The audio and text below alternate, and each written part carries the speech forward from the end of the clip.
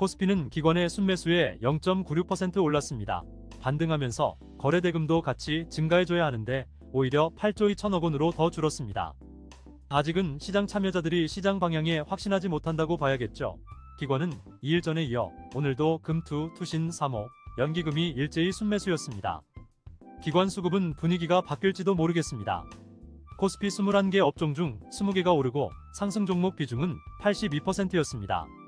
대형주 지수가 0.8%로 중형주 1.7%, 소형주 1.5%에 비해 상승폭이 덜하면서 지수 상승률이 높진 않았지만 시장 전반적인 분위기는 상당히 좋았습니다. 양매수 업종 9개의 양매도 1개로 수급 상황도 나쁘지 않았고요. 외인이 전기전자와 철강을 강하게 순매도한 것이 특이합니다. 현대건설이 미국 SMR 건설을 수주했다는 소식에 원전주와 건설주들이 일제히 강세를 보였습니다. 포스코 인터내셔널은 포스코그룹사에 공급하는 리튬, 흑연 등 2차전지 주요 소재, 원료의 글로벌 트레이딩 사업을 본격화한다는 소식에 10.89% 급등하면서 유통업 상승을 주도했고요. 유일하게 하락한 업종은 지수 하락 속에서 흐름이 괜찮았던 의약품이었습니다. 코스닥은 기관 외인의 양매수에 1.11% 올랐습니다. 양매수라고는 하지만 기관 순매수는 14억 원으로 미미했고요. 외인은 3일 연속 순매수입니다.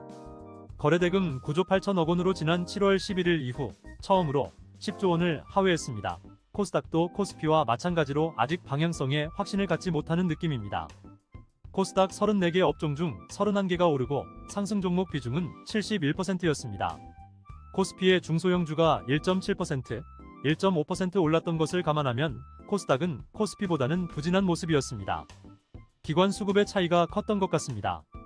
포스코 퓨처엠이 2030년까지 매출 43조 원, 영업이익 3조 4천억 원을 달성하겠다는 목표를 발표하면서 포스코 그룹주들이 강세를 보였습니다.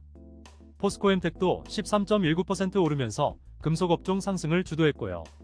풍력에너지 시장 성장 기대감에 태웅을 비롯한 풍력주 상승도 금속업종 강세에 힘을 보탰습니다.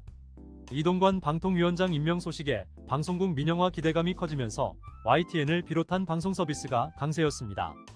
넵튠이 7월에 오픈한 신작 이터널 리턴의 반응이 좋다는 소식에 17.47% 급등하면서 출판 매체 업종도 좋았고요. 코스피와 마찬가지로 제약업종은 부진했고 반도체 업종도 좋지 않았습니다. 양자 테마의 힘이 빠지기는 했지만 그래도 죽지 않고 상승을 이어가고 있습니다. 조선 빅3의 하반기 실적 기대감이 커지면서 조선과 조선기자재 테마가 일제히 강세를 보였습니다. 포스코 퓨처엠의 미래비전 발표와 포스코 인터내셔널의 2차전지 소재 무역업 부각에 포스코 관련주들이 전반적인 강세를 보였습니다. 미국의 홀텍사가 26년 차세대 원전으로 각광받는 SMR을 미국 본토에서 착공한다는 소식이 전해졌습니다. 현대건설은 홀텍사와 21년 11월 SMR 개발, 사업 동반 진출을 위한 협약을 맺어 이번 원전의 건설을 맡게 됐습니다. SMR 관련 사업이 진행되면서 원전 관련주도 일제히 강세를 보였고요. 바이오 테마가 부진했고 오염수 방출 부담인지 수산주도 좋지 않은 흐름이었습니다. 잭슨홀 이후 시장의 흐름이 바뀔 수 있다고 얘기 드렸는데 분위기가 확연히 변했습니다. 반도체와 바이오가 부진했고 2차전지가 좋았지만 에코프로와 에코프로비엠이 주도하는 상승은 아니었습니다. 원전, 중국, 조선 등 새로운 업종과 테마가 부각되었고요. 코스피는 아직 91선 저항을 돌파할지 미지수지만 코스닥은 21선을 다시 돌파했습니다. 시장의 힘이 아직 있다는 얘기로 볼 수 있을 것 같습니다. 달러 원환율도 1323원으로 안정되는 모습에 미국채 10년물 금리도 하락했습니다. 중국도 위기가 다소 진정되었는지 상해 종합지수가 1.13% 올랐고요. 물론 장 초반 5%대의 강세였다가 큰 음봉을 보인 것은 부담이긴 하지만요. 시장 안정화와 장색깔 변화가 키워드인데요. 이렇게 바로 연말 랠리를 이뤄갈지 한 번 더 진통을 겪고 불안 요인을 잠재운 이후 반등할지 정도가 남은 것 같습니다. 단, 신용위기가 갑자기 터지지 않는다는 전제하에서요.